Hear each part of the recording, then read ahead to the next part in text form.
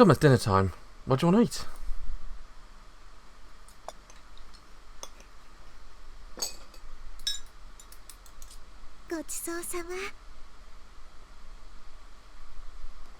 Thanks for the food.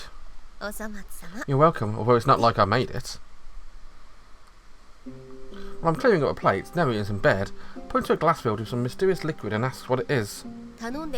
Special acai smoothie I'd blended up just for you. It's a mixture of yogurt and juice. Should find it easy to drink. Yogurt? Eat your yogurt and it'll be vital to the world. Exactly. I'll have to linger. It looks like there's a new convert to a church for yogurt. When I pass her some powdered cold medicine she found to be unfamiliar brand. You're suspicious because it's not the usual kind? Don't worry, it's not a sedative. I won't do anything naughty while you're sleeping. That's not it. Look at her face is unusually grim. It might be childish, but is it bitter?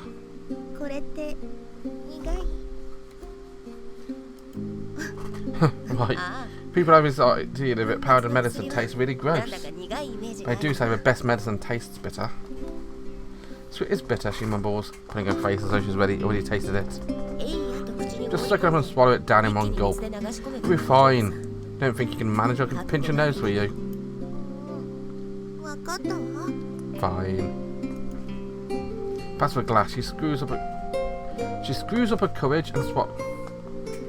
That sentence makes no sense. She screws up her courage. Screws up means messes up. She basically messes up and then just swallows anyway. Good girl. As a reward for drinking it, I'll grant you one wish.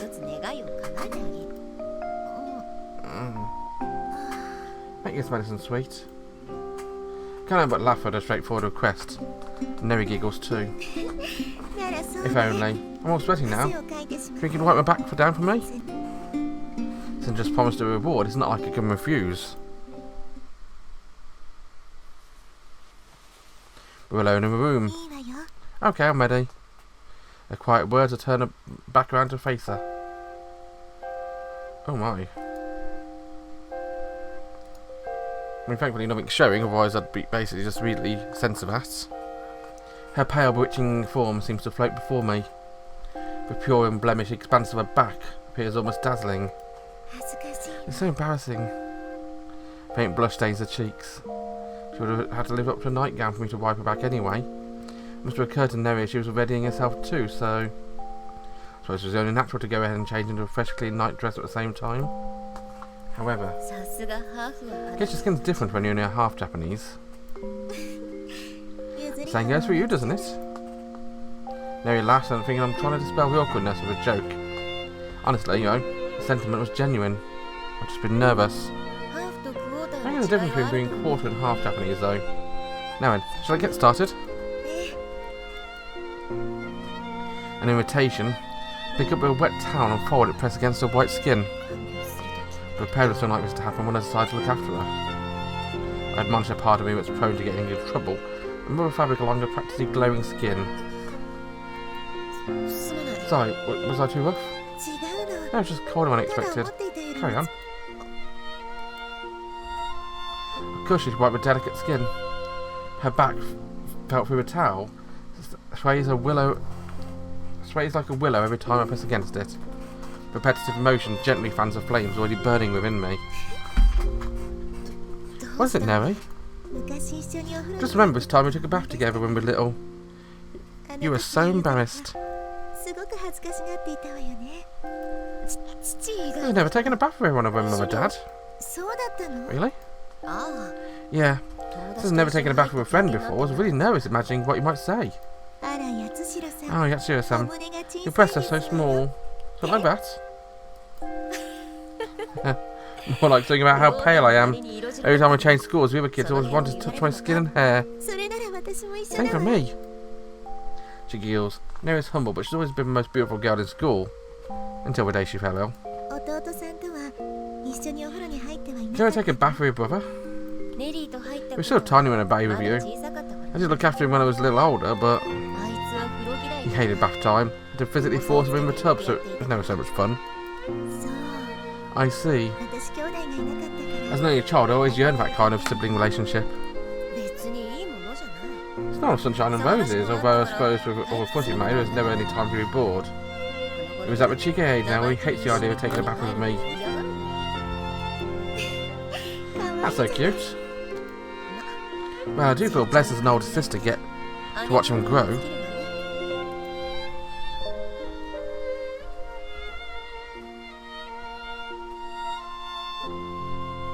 Perhaps because I've been talking about my family, my original nervousness has all but disappeared. Is anywhere only a real personage that itches, princess? Well, we could ask you to get to my side. Rub down the side, make sure not to be too rough on a delicate skin. I mean, careful, but it must be a sensitive area. Each sadistically, breathfully moan she releases sends a strange thrill through me. Like I'm brushing some deep, delicate spot deep within her. I'm going to move up a bit. Okay.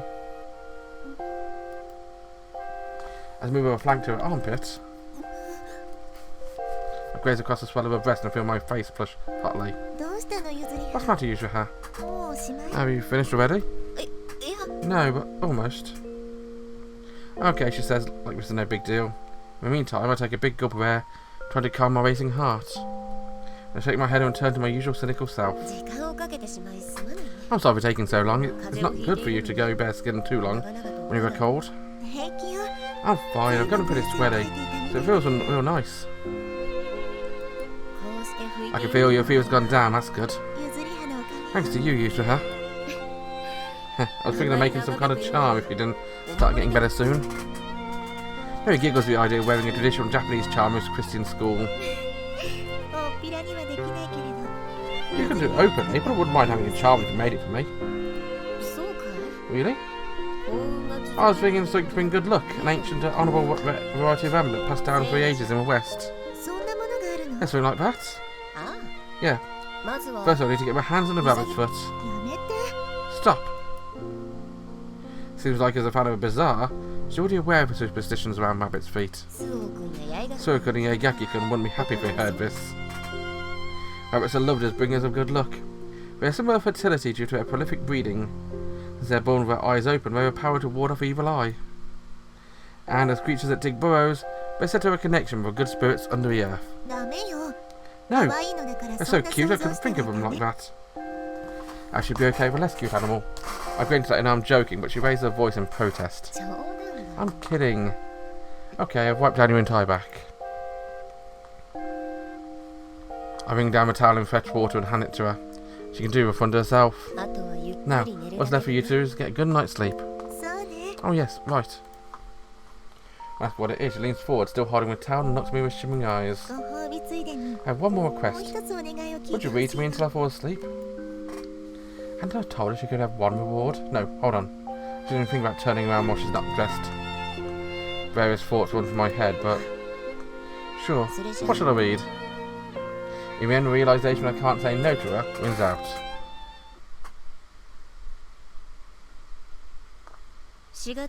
In April, Satsuko's illness appeared gradually to be approaching the recovery period.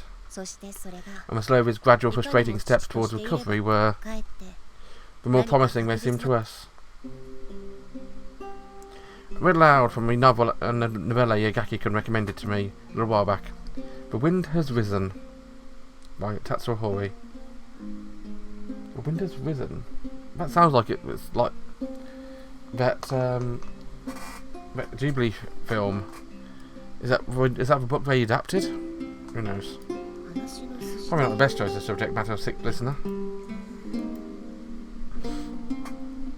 Now his brilliant sullen eyes are staring off into space as she listens intently. You sleepy? No, not yet. I'll carry on a bit longer. One afternoon when I went to visit her, her father happened to be absent, and Setsuko was alone in a hospital room. That day, she seemed especially well, and for once she had to change out her usual sleepwear into a blue blouse. Seeing like this, I was overcome by the urge to take her out into the garden. She turns her unfocused gaze towards me. Who or what is she seeing? Hey, Yuzuriha. What is it? It's might sound childish, but that's the second time you said that today. Would you hold my hand? Seeing the dark shadow that now clouds her eyes, I can't possibly deny your own entreaty. I was about to suggest the very same thing. My hand feels nice and cool, right? I have to say, I'm very proud of my low body temperature. Yes, Yuzuriha, it's very comforting. The shadow of unease clears from her celadon eyes and she's back to her usual self. Her soft, warm, beautiful eyes. Keep holding it until you fall asleep. Finally satisfied, she closes her eyes and gently drifts off to sleep. Feeling can take her place. While her expression is calm, beads of sweat stand out her fevered forehead. When we were kids, it was fine for us to stick our own separate roles. There was a cowardly lion who protected me, and me, I was a tin woodman, lacking a heart. But that day... Night, Noe. Pain expression flits over her face and I abandon my idle thoughts. Still holding onto her hand, I set a book down on my lap, use my free hand to wipe the sweat from my brow, and pray to the only God I believe in.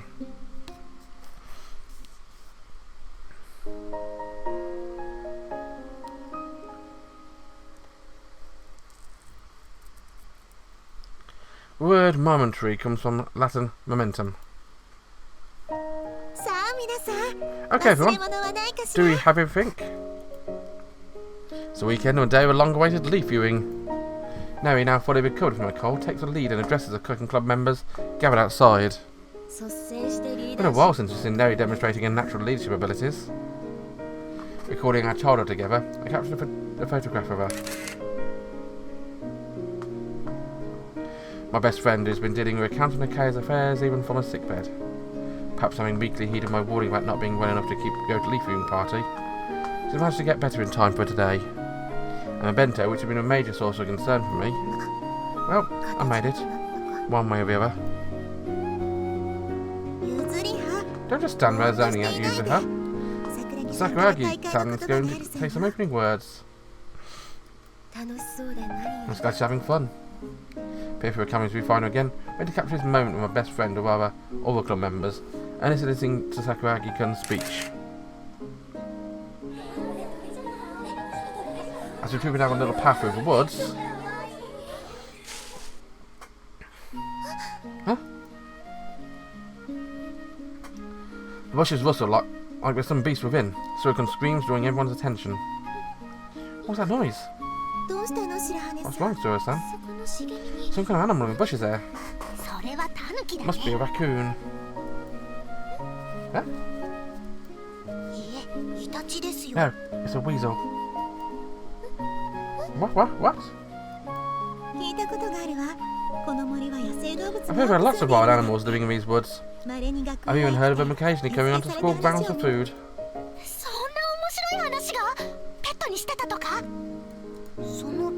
Why not I heard about that? Can't we have pets? What kind of animals? Foxes and deer. Oh, they're both cute. We just really had been an animal. Sister nods in agreement, but Suoh frowns. Huh? What do you mean? You wish it really had been? Oh. Here's what made the noise. Picks up a fist-sized stone and tosses it into a greenery. Oh, Ichigo-san, you tricked me. Mean. Only I can tease Suoh-san. Now I can back to Durbin and Erica, but I got you. Could you please stop? I'm not good with surprises, my heart can't take it. Fine. I don't want to put any pranks that leave your plan keeping bad. Okay, next time I'll tell you truth laces together. It's the kind of prank where I play military.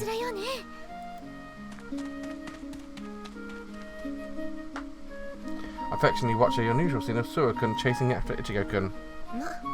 Well, I suppose she's still a young girl.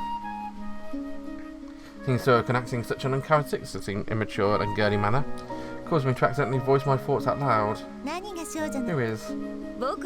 Me. A perfect picture of a fair maiden out frolicking in the midst of the autumn leaves, don't you think? I twirl on a spot for her. Yes, but I think she'll probably stop spinning around. Why? Your room, that bento you worked so hard on. Struck the realisation I hesitantly lifted up the box to check. Seems okay. There's only one spin, so it shouldn't be too bad. Just don't go dancing a dials Fudce like Takasaki-san. Looking like with 32 Fudce turns, she danced at the ballet recital performance of Swan Lake. Imagine myself doing the same with a bento in hand, I'd chuckle. If I spun around like that many times, the contents would churn up into butter. Only a problem, look forward to eating them. She smiled as clean the autumn skies but monstrous. Came along, developed from a sense of forest and my best friend's perfume as she walked beside me. And while I'm doing my day episode, thanks for watching, join me next time for more, bye bye.